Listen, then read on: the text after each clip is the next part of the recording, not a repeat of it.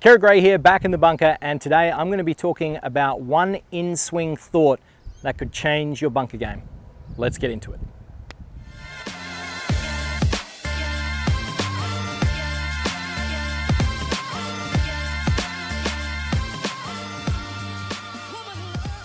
So one of the major areas that I see with a lot of recreational players bunker play is when they get into the sand, their leading edge or the front side of the golf club will be interacting with the sand too much. So this part right here. Now essentially what that does is that's just going to act like a shovel. That golf club is just going to dig far too much down into the ground, and it's going to rob you of speed and also predictability over your distance control. So in the bunker play, we don't want to use the leading edge. We actually want to use the back end of this golf club here, the sole, the bounce of the golf club. And this is going to help us get this golf club gliding through the ground rather than digging. So to demonstrate this, I'm going to show you two swings which are exactly the same. However, one I'm going to have a closed club face, and the next I'm going to have an open club face. So swing number one, I'm going to set up in a really good position, wide low stance, body on top of the golf ball. If I set up with a closed club face and I make the same swing as I'm going to with an open club face, let's see what happens. You can see that golf club dug straight into the ground, robbed it of the speed, and the ball didn't get out of the bunker. All too common. So what's the opposite to this? Well, I'm going to make exactly the same swing. However, I'm going to have the club face open in the address position. So as we go back through that golf club, because the club face was open, because the back end of the golf club here was gliding through the sand, that ensured that the club didn't dig too much down into that ground.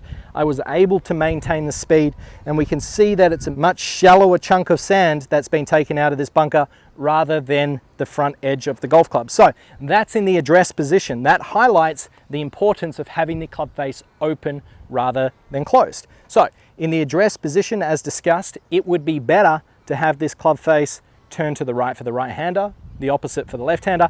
But essentially, if you can get this club face open as you lay that golf club down, well, that's going to encourage the golf club to glide rather than dig.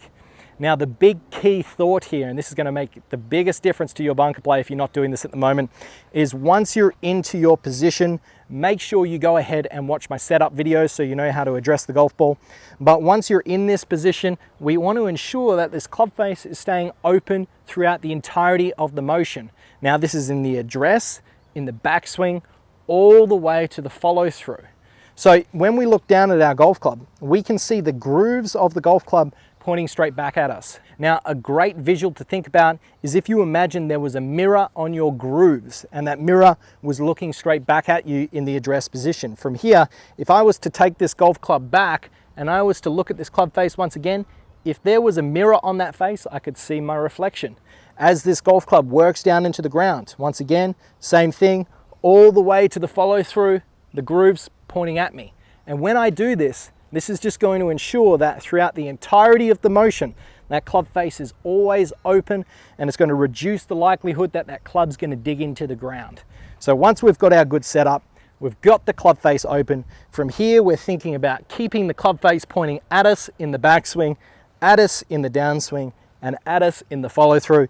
You combine that all together, and that ball will pop up a lot higher. You'll see that we're creating more speed because we're utilizing our wrists in the hinge and the arms a lot better in the shots, and you'll hit some much more consistent bunker shots from round to round, extending on from that. So I hope you enjoyed today's video. Please like and subscribe, comment below if you try this out and it works. Today we talked all about how to keep that club face open from the address in the backswing. Try it out, practice it first, take it to the course, and I'm sure it will help. I'm Kerrod, and until next time, thanks for watching.